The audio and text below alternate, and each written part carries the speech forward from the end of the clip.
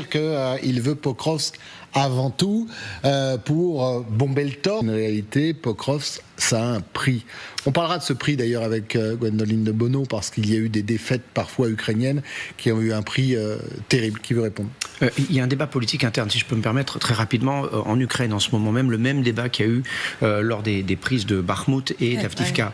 Un vrai débat politique mené par les militaires sur le terrain, qui disent attention à la stratégie qu'on emploie maintenant. On ne va pas refaire la même erreur qu'à Bakhmout et qu'à Avdiivka, on ne va pas sacrifier des dizaines de soldats. Ce qu'il faut bien comprendre, c'est que vous avez entre 100 et 170 000 soldats russes autour de Pokrovsk aujourd'hui. Voilà, c'est ce que je vous disais.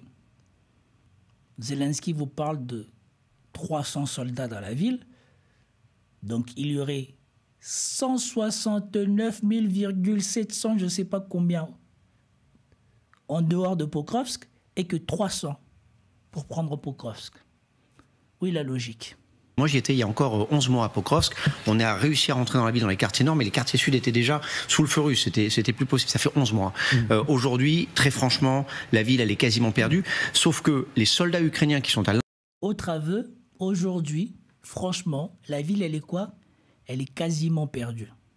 Et vous voyez vous-même à quel point le corridor pour sortir ne ressemble plus à rien. Concrètement, ça, ce sont des cartes, comment ça dire, optimistes. Ça, ce sont des cartes optimistes. Des cartes pessimistes, la zone contestée est déjà... C'est déjà croisé. La zone contestée, comme ils appellent ça, l'avancée russe revendiquée, c'est déjà croisé, c'est déjà refermé. L'intérieur de Pokrovsk aujourd'hui, ce sont des unités d'élite. Si l'Ukraine perd ces hommes-là, c'est un énorme problème, au-delà de la ville, parce que la ville, vous voyez très bien qu'elle est déjà quasiment perdue. Et la deuxième petite chose très importante à noter, c'est qu'au-delà de Pokrovsk, il y a deux autres villes, Kupiansk et Konstantinivka, qui sont quasiment dans la même situation. Konstantinivka, nous, on y était il y a encore 1 mois et demi. Et que si ces 3 villes-là tombent... Voilà. La première des choses qu'il faut retenir, c'est ce qu'il dit. Ce sont les unités d'élite qui sont à Pokrovsk. Et si ce sont les unités d'élite qui sont prises, qui se battra ensuite?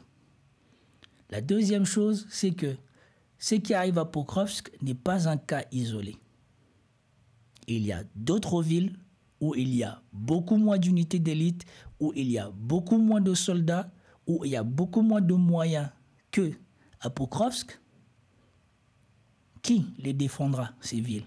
Puisque les renforts qu'on avait envoyés à Pokrovsk sont en train d'être battus. Et pour la majorité d'entre eux, seront capturés. Parce que les Russes font tout pour fermer la poche définitivement et obliger les Ukrainiens à se rendre. C'est très dur pour les Ukrainiens. Pourquoi? Très simplement et très rapidement, parce que derrière Pokrovsk, ce sont des plaines.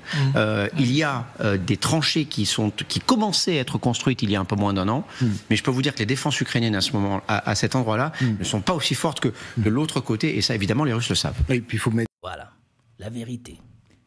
C'est qu'on a dit ici depuis des jours que le fou là, Titolman, a essayé de minimiser à chaque fois. Oui, les Russes mettent du temps, ils n'arrivent pas à avancer ou quoi que ce soit. C'est que les Russes sont en train de défaire ce que les Ukrainiens ont préparé depuis la signature des accords de Minsk. Depuis que les Européens savaient qu'ils étaient en train d'armer les Ukrainiens pour un jour affronter la Russie. C'est ce que les Russes ils sont en train de démanteler maintenant. Une fois démantelés, derrière les Ukrainiens, ils sont à poil. Les Ukrainiens, ils sont à poil. Si jamais la Russie voulait avancer après, je pense qu'on va faire des sessions spéciales sur LCI pour dire que non, ça court à la catastrophe. Des hommes et du matériel, on verra ça avec vous dans un instant général dans les tranchées quand on veut, j'allais dire résister, tout au moins ralentir l'avancée russe. Gwendoline, est-ce que l'Ukraine peut encore sacrifier, comme le disait Thomas, des unités d'élite? Ce débat, vous le sentez, vous en entendez parler.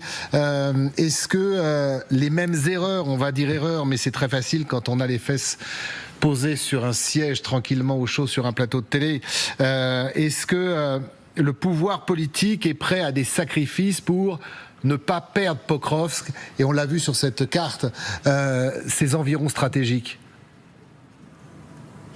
C'est un choix d'état-major, hein. Clairement, il y a ce bénéfice-risque qui est fait. Effectivement, c'est l'un des arguments des voix critiques ici, hein, qui auraient préféré que certaines unités, les unités ukrainiennes dans Pokrovsk, puisqu'il n'y a plus qu'un petit couloir de sortie en fait, puissent se replier avant, parce que maintenant, par ailleurs, même organiser un retrait, c'est une manœuvre qui est compliquée. Hein. Ça peut pas se faire en claquant du doigt, vu que tout est l'ennemi, enfin les Russes, les forces russes ont le contrôle des feux sur ce couloir. Après, il faut comprendre qu'à Pokrovsk, il y a la 68e brigade, la 25e brigade, qui sont effectivement les brigades les plus performantes, hein, que compte l'Ukraine. Et puis, il faut voir que l'état-major a décidé d'envoyer effectivement des unités d'élite en renfort il y a une semaine seulement. À l'intérieur de la ville, ce sont notamment les hommes du renseignement militaire. On les connaît bien parce que on les avait suivis en opération encore récemment. Et eux, ce sont vraiment les hommes des missions impossibles, hein. Ce sont eux, par exemple, qui ont fait les missions de débarquement en Crimée. Et bien aujourd'hui, ils essayent, hein, de stabiliser la situation à Pokrovsk, mais c'est très compliqué. Et c'est effectivement risqué de les envoyer là-bas, de perdre ces hommes qui sont hautement qualifiés. Mais en même temps, l'état-major estime que seuls eux peuvent stabiliser la situation. Et ça reste, pour l'instant, très important pour l'état-major de ne pas lâcher Pokrovsk. Quand vous en parlez avec les officiers, ce qu'ils vous disent, c'est qu'il est important de fixer l'effort russe sur Pokrovsk, de garder l'effort russe sur cette ville. Et puis aussi parce que la chute de Pokrovsk mettrait en danger les voies logistiques qui restent dans toute la région de Donetsk, mais également, et ça c'est très important, ça mettrait en danger la région, si vous voulez, de Dnipro, où les Russes n'ont pas encore pris pied. Et pour l'état-major comme pour l'échelon politique, c'est important que les Russes n'avancent pas vers cette région de Dnipro. Merci beaucoup. Bon, moi, ce qui m'intéresse, c'est de savoir si Jovansi, il a quelque chose à dire. Parce que ce qu'ils sont en train de dire là, ce n'est que de l'esbrouf. À Zaporizhzhia, c'est en train de chauffer. De l'autre côté, vers Liman, vers le haut, c'est en train de chauffer. Comme l'avait dit Sylvain Ferreira, l'Ukraine, peu importe le move qu'il fait maintenant, il s'affaiblit quelque part où la Russie prend l'avantage sur lui. Merci à Vincent Wartner qui vous accompagne. Je vous laisse la parole, Caroline, dans un instant. Général, je voudrais qu'on comprenne avec vous quelle est la situation et ce dilemme militaire, mais également politique. Et Gwendoline l'a dit, Thomas aussi. C'est très imbriqué, le politique en Ukraine, même depuis 4 ans de guerre. C'est difficile de décider. Militairement, on a déjà du mal à comprendre pourquoi les Ukrainiens continuent de tenir la ville de Pokrovsk au prix des brigades qui sont dans cette ville.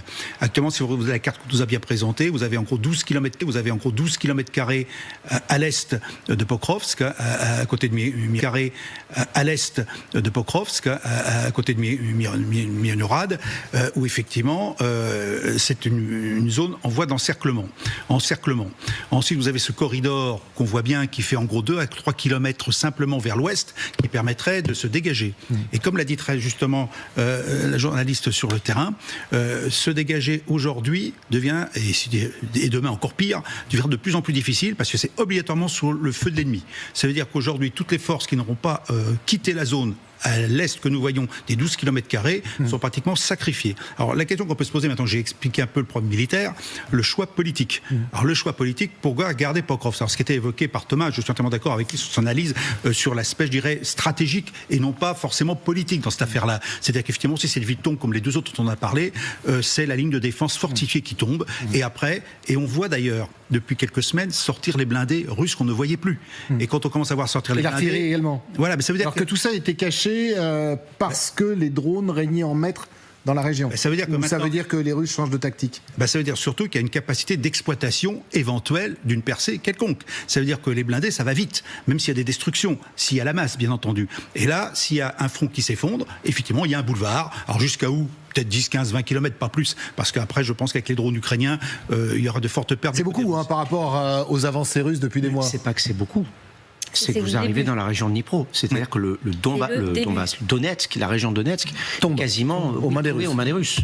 Et c'est surtout ça, c'est 15-20 km. Point quand même, c'est que sur ce qui est dit, moi je veux bien qu'on soit capable de compter le nombre de soldats russes dans Pokrovsk, 314. Bon, il faut être sérieux quand même. Il y a un moment où je me demande s'il n'y a pas une certaine forme de panique.